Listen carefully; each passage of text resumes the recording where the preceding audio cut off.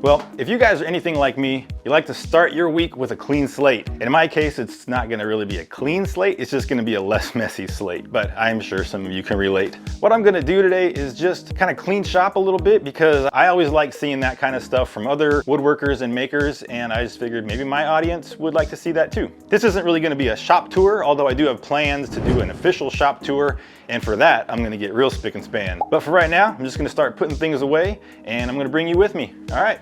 Let's tackle this mess. There's no mess, really. Some things are obvious first. They're the random items on top of other items that I can put back in their place quickly. Sometimes I need to move one thing so that I can put something else away, and that was the case with this redwood glue up and my nail organizer. By the way, I love these double-sided organizers from Home Depot. I use them for all kinds of stuff from nails to screws, washers, zip ties, springs, heat shrink tubing, you name it.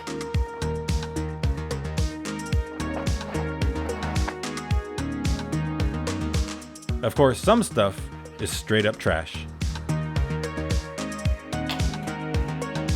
When I look at what I've got going on here on my outfeed table and my table saw, I kind of quickly process levels of priority. So what I'm seeing is I've got some different tools. I got a jigsaw, a track saw, there's a nail gun over here and some drills, router, scrap wood, bunch of junk over here. And here's the jigsaw case. So what I'm thinking is if I clean up the jigsaw, that puts the case away. Then putting the case away allows me to access the junk underneath there. I could put that away. Then that opens up a spot where I can put this little tripod so I can get a shot of cleaning up this wood mess. I know there's a few people that know me that would say, Seth, he's an overthinker, and I would agree. I'm always making more work for myself mentally, but I can't help it. Maybe I have a problem.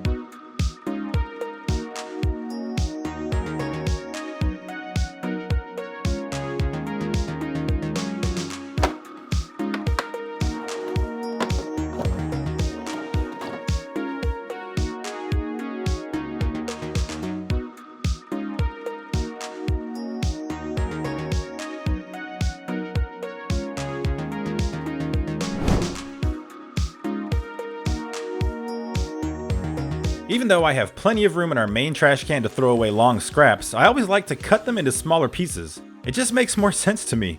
The smaller the pieces, the more of them I can fit into the trash.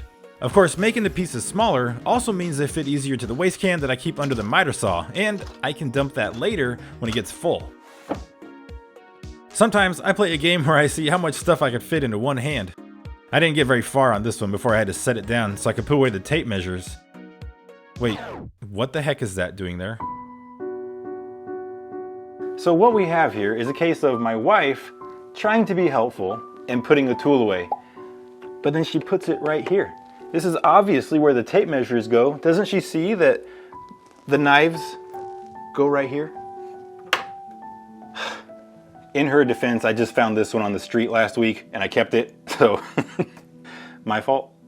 So we'll just take it off of this, put it where it belongs. Now I can grab my other tape measure and put it where it belongs. Moving on.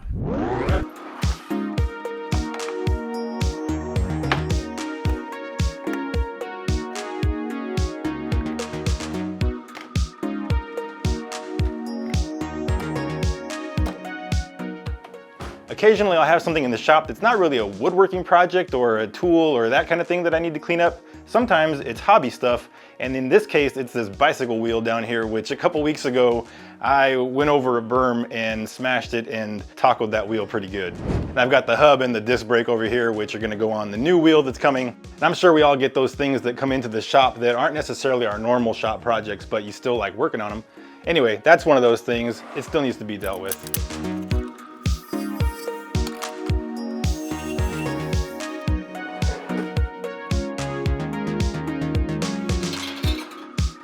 The tire and the inner tube are still good. I didn't damage those, so I will hang on to them and put them on the new rim when it arrives. And right now, I'm just gonna take those, like I said, out to the shed.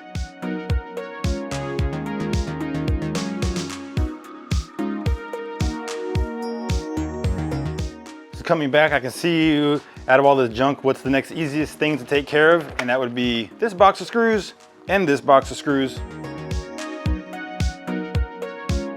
The next thing I see when I look over my mess is glues and tapes and glue accessories, that sort of thing. I don't know how these things get spread out so far over my work table. You would think that I would keep them all combined into one local area, but I don't.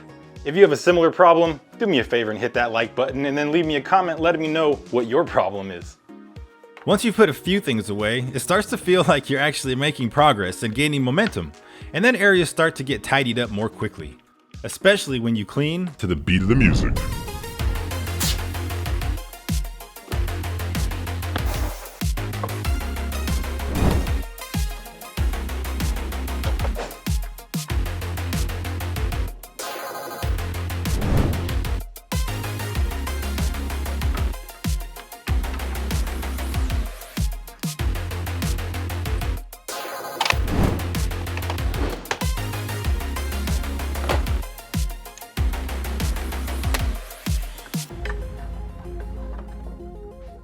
One of the things I have the hardest time organizing and storing is sheet goods. You probably know what I'm talking about. You buy the sheet goods because you want a bigger piece of that sheet good, but then once you use the small part that you're using, you've got a bigger piece left over. So over here, I've got some plywood and I've got some MDF and I got some cardboard, and usually what I can do is put it over here back behind my wood bin because I have a space for sheet goods. But what do you do when that gets full? Well, if you're me, you're gonna find a spot between the CNC and the welding table. Fortunately, I've got this little space right here, which is gonna be good enough to put that plywood and MDF and cardboard here temporarily. And fortunately, I also don't have anything coming up where I need to use the CNC. So putting that wood here is not gonna interfere with any projects there. But just because it can stay there temporarily, doesn't mean it can stay there permanently.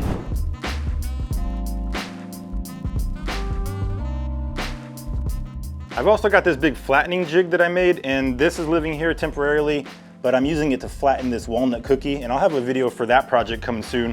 But I think I'm gonna move that over by the CNC so that it can be out of the way as well. These strips fall into that weird category of scrap wood that's too small or thin to use on a regular project, but also too big to throw away. So I keep them. Of course, various things always end up leaning against the wood cart. It's only temporary, right? Maybe so, but I still need to see what I can move, reorganize, or get rid of.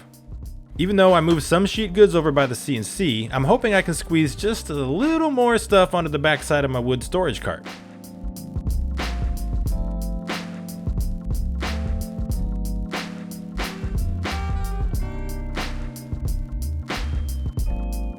By the way, if it looks like I'm hot and sweaty, it's because I am.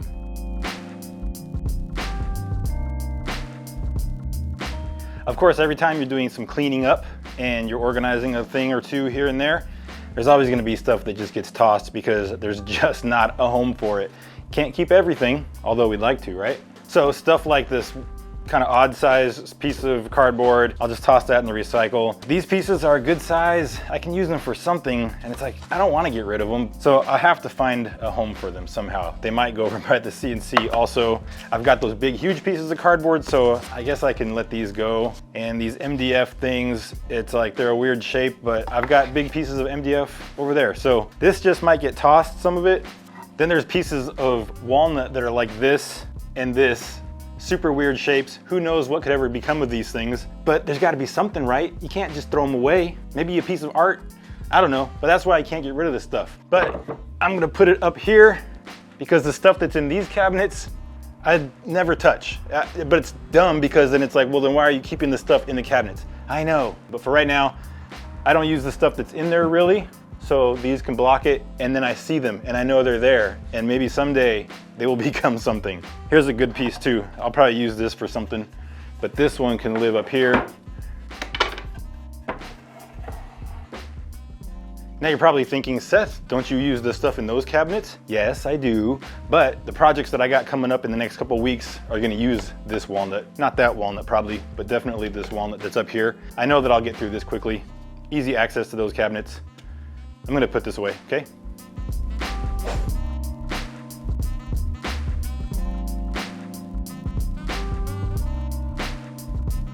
So you might not be able to see it, but I've got dust over there, I've got dust behind me, I've got dust down here on the ground, I got dust over here on the ground.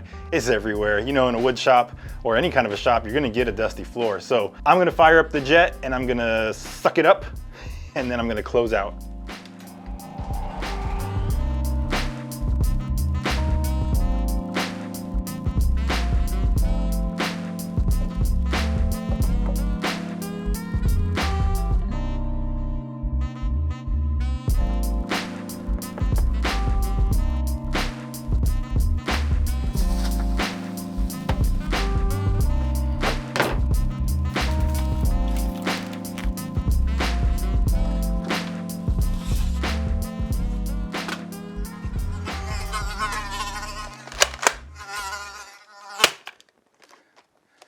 Bug assault, not sponsored,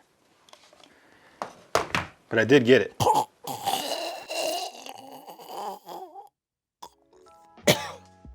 Well, I know it's not perfectly spotless, and it probably never will be. And you guys are probably thinking, man, it's not much different than when you started, Seth. But trust me, it is. It's a huge improvement from this morning. It may not seem like much, but to me, it really is. And now I feel like I can start on this week's projects. Thank you guys so much for watching. I appreciate you spending some time with me, and I would love it if you'd hit the like button and drop me a comment about whatever. If you're not already a subscriber, I hope you'll consider subscribing. I've got a lot of projects coming up that I'm trying to get out to the YouTube community, so I hope you'll stick around. And now that this stuff is clean, I gotta go get myself clean because I'm disgusting. Bye, I love you.